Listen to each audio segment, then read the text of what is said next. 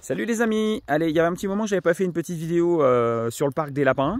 On est avec Steph là, comme d'habitude, hein, on vient passer un petit peu de temps pour voir comment vont nos lapinous. On est dimanche 5 mai je crois, ça doit être ça. Voilà, donc allez, on se fait un petit tour. Alors, on a été obligé dernièrement de mettre un petit peu de choses qui bougent partout parce que on est malheureusement victime d'attaques de corbeaux. Alors pour le coup, ils sont bien protégés contre les prédateurs qui arrivent par le sol. On n'avait jamais eu de problème avec les rapaces, mais là en ce moment on est embêté avec deux couples de corbeaux qui malheureusement pour nous nous ont littéralement décimé les 3 dernières portées. Une portée de 7, une portée de 8 et une portée de 10 sur les 25 lapins qui sont nés sur le dernier mois, et il n'en reste plus que 4 en vie. Hein, donc on a essayé de faire ce qu'on pouvait. Alors c'est pas forcément toujours très esthétique, il y a des choses qui vont changer. On a mis des CD, on a mis des sacs, on a mis des mannequins.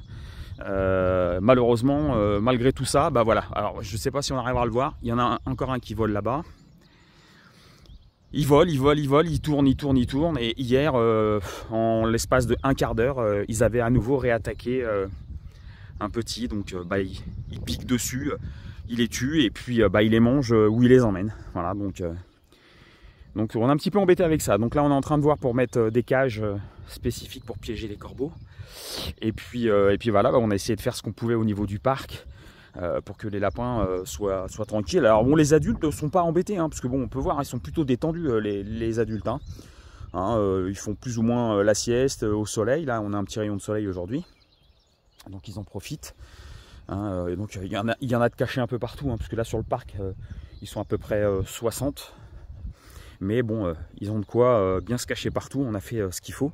Alors notamment pour leur permettre de se mettre à l'abri, mais c'était surtout aussi pour faire en sorte que les petits puissent se mettre aussi à couvert. Bon, malheureusement, ça suffit pas toujours. Ah, je vais ramasser, je vois que j'ai perdu mes petits sacs plastiques.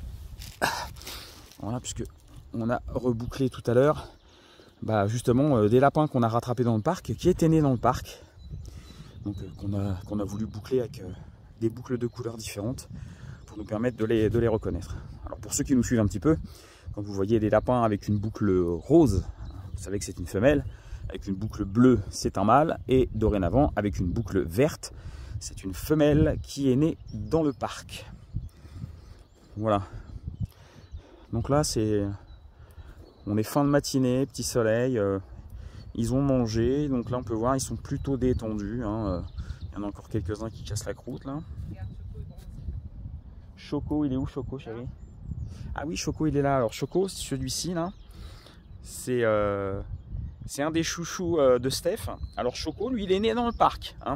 Donc lui, c'est vraiment un lapin qui est né ici dans le parc et qui grandit dans le parc. Alors Choco, il va falloir qu'on lui mette une petite bague puisqu'on est certain que c'est un mâle. Et on a bagué tout à l'heure Cookie. Ah Cookie, elle est là. Elle est ici, Cookie. Ah non, c'est pas Cookie, c'est une petite Savannah. Autant pour moi. Donc une petite siamoisée. Donc qui d'ailleurs est née dans le parc aussi, mais j'avais pas encore les boucles vertes. Donc elle est baguée rose. Alors, vous êtes dans le passage, mes filles. J'aurais bien voulu passer sans vous embêter. Ma fille, dis, je voudrais passer, tu veux bien te pousser? Alors vous pouvez voir, ils sont hyper sauvages nos lapins. Ils sont en liberté quand même, et je suis à 15-20 cm d'elle. Et ma fille, alors, tu bronzes? Ah, ça y est. Voilà, merci. Donc voilà, allez, ça faisait un petit moment qu'on n'avait pas fait une belle vidéo sur nos petits lapinous élevés en mode liberté totale. Alors, je ne sais pas si vous allez réussir à voir. Là, il y a un bébé, un rescapé d'ailleurs, d'une portée de 7. Un petit fauve là qui dort sur le dos de sa maman. Hop, il vient de se sauver. Donc la maman est là, mais le petit fauve vient de se sauver. Alors malheureusement, c'est un peu le rescapé aussi celui-là. Donc j'espère qu'il va bien rester à l'abri pour éviter les corbeaux.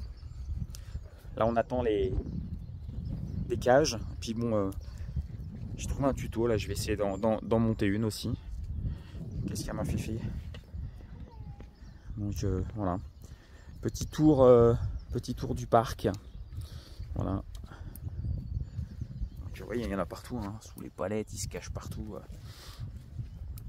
Et là sur le parc, ils sont à peu près 60.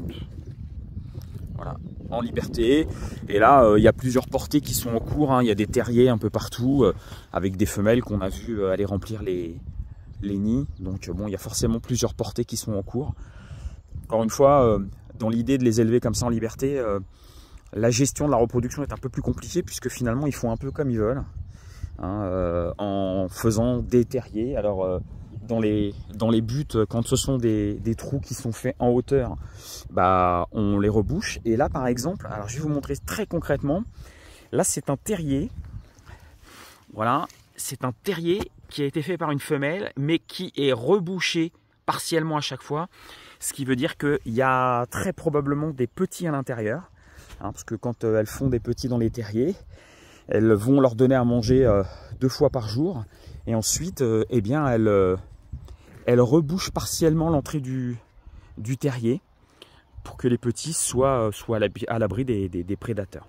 Alors là, en prédateurs terrestres, on n'est pas trop embêté, parce que bon, encore une fois, il y a les buts, il y a les filets électrifiés, et derrière, il y a quand même un fossé que j'avais creusé avec la pelleteuse, qui fait plus d'1 mètre de profondeur. Donc ça limite quand même énormément les intrusions des animaux type renard, fouine, etc.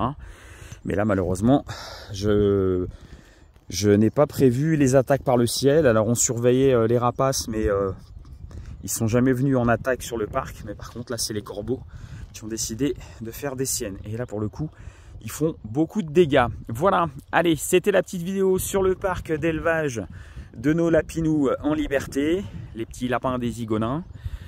Pour ceux qui nous suivent, merci. N'hésitez pas à partager cette petite vidéo.